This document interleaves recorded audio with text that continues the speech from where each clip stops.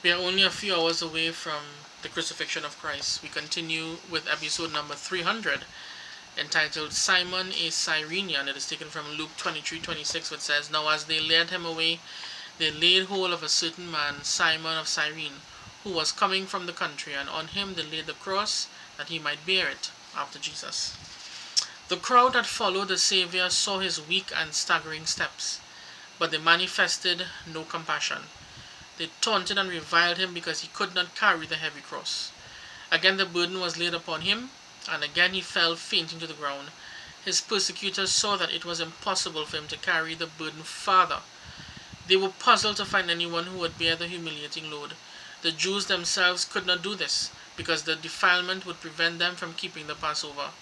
None even of the mob that followed him would stoop to bear the cross. At this time a stranger, Simon of Cyrene, coming in from the country, meets the throng. He hears the taunts of the crowd.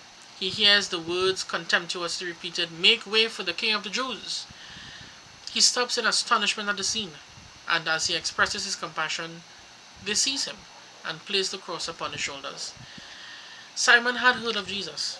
His sons were believers in the Saviour, but he himself was not a disciple. The bearing of the cross to Calvary was a blessing to Simon, and he was ever after grateful for this providence. It led him to take upon himself the cross of Christ from choice, and ever cheerfully stand beneath its burden.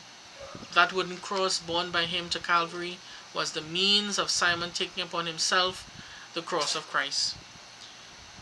His compulsory companionship with Christ in bearing his cross to Calvary, in beholding the sad and dreadful work and the spectators beneath the cross, was the means of drawing his heart to Jesus. Every word from the lips of Christ was graven upon his soul, and the heart of Simon believed.